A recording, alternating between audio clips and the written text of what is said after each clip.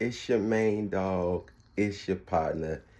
It's everything but a window shopper, man. I'm back with y'all with another video.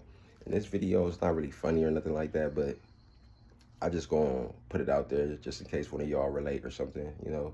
Could be relatable. But oh yeah, don't mind the gloves. I'm at work. I be working with you know what I'm saying, like the disabled and stuff. But boom. So look, it's about like middle of sophomore year, probably the beginning of my junior year. So I don't know if y'all really watch my content like that, but I have made a live where I told y'all where I had moved from my old school, which was in Berrien. So I had moved from my old school that was in Berrien all the way to Tacoma. So at this time I was going to Tacoma, which was called Stadium High School. If y'all went, put it down in the comments. But yeah, so at this time I was going to Stadium. But I was still like kicking it with my homies that was from my old school in Berrien.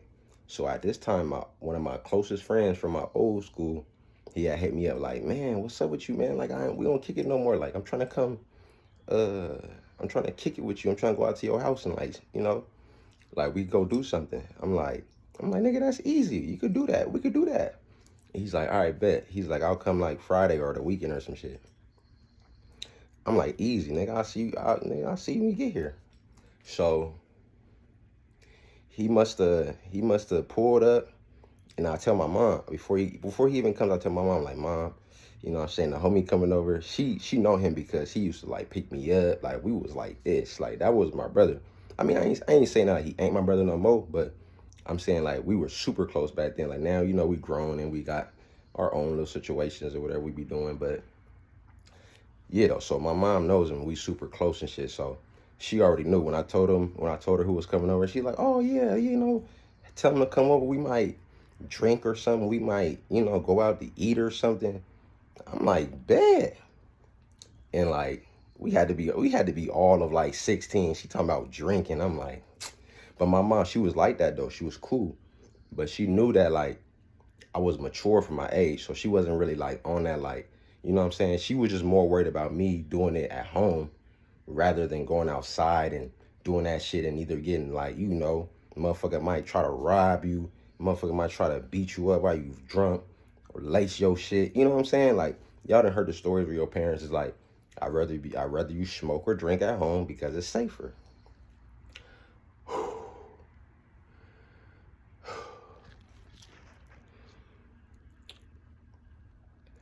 So yeah, my mom, she didn't really trip off that. She was cool about it. But yeah, so that Friday or that Saturday comes around and he texts me before he come. He like, bro, I'm on the way. Like, you know what I'm saying? So I'll be there pretty soon. I'm like, all right, bet. You know what I'm saying? Just let me know when you here and then I'll meet you outside. So he pulls up, boom. I go outside. I'm like, hey, I'm like, what's up, nigga? He like, what's up? So we do our little, you know, we shake hands, we do hug or whatever we do. And I'm like, damn, bro, I ain't seen you in a minute. He like, yeah, nigga, you don't be really trying to hang out with me or nothing. I'm like, bro, I'm way out in fucking Tacoma. Like, that's a 45-minute drive. I don't drive. I don't got money to just be busting it out there like that. And then third of all, if you got the wheels, you supposed to come see me, nigga. The fuck? So we talk about whatever the fuck we talking about while we walking up, because my house had like stairs before you would get to the door. So we walking upstairs talking about whatever we talk about. Then we finally get in the house. So I guess my mom had either heard me leave or she just, you know, mom intuition, and she was already at the door waiting for us.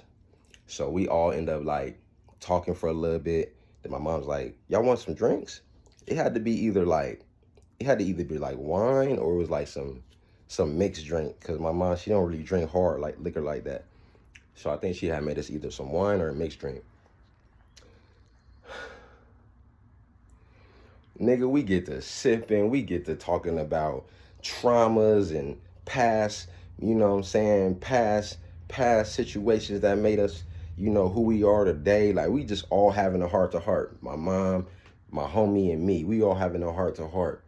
And then, you know, my mom, she gets super emotional. I don't know if it's the drink, you know what I'm saying? I don't know if it was just the conversation we was having, but she get emotional. And we all just like, you know, it's just a little awkward moment where it's quiet.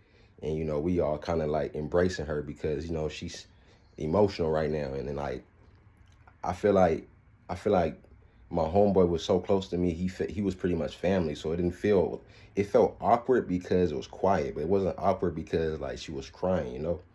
So that goes on.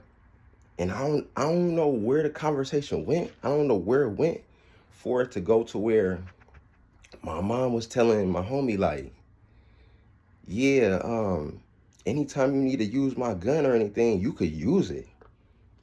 Nigga, I must have stopped in my tracks.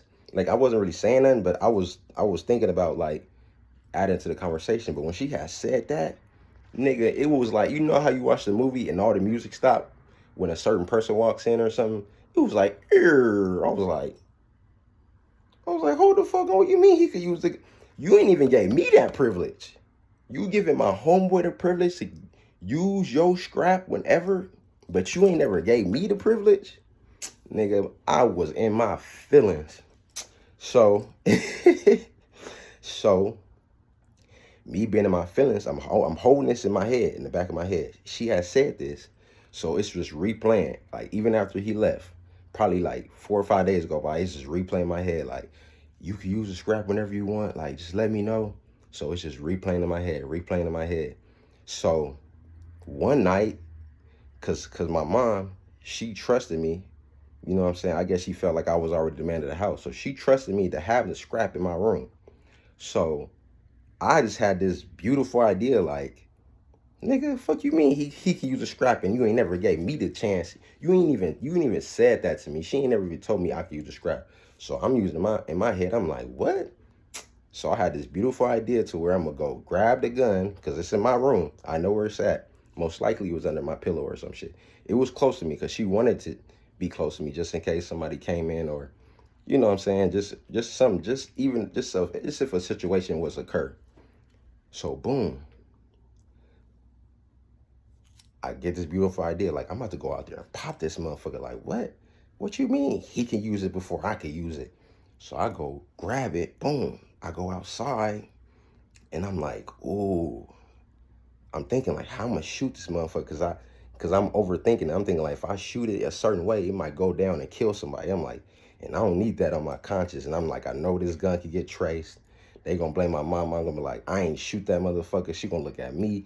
So I'm like, I got to shoot this bitch at an angle. So I'm like, I got this bitch at an angle. And I just pow, pow. I must have shot her twice or once. I want to say twice, but I might have shot that bitch once. Nigga, she heard that gun go off and she just go phew, straight to my room. She like, what are you doing? Give me the gun. And I give her the gun. I'm looking like, I hand her the gun like this. I'm like, but in my head, I'm proud because I'm like, nigga, you got me fucked up. But she really turned up at this point. She like, what the fuck? Give me the gun. What are you doing? Took the gun. I never had the gun no more after that. But I feel like it was only right, bro. Because how dare you gonna tell me, how dare you gonna tell my homie he could get the scrap before me? And I'm blood. I'm the one that really hold this bitch at night, keeping us safe. But he get the right to get that bitch whenever he wants. Yeah, she had me fucked up. I ain't gonna lie. She probably gonna see this, but hey, it is what it is. But if you like the video, please like, subscribe. You know what I'm saying? If you went to Stadium, comment below. If you even know where Stadium is, comment below. And if you don't know none of that shit, just comment just to comment. But it's your boy, and I'm out of here.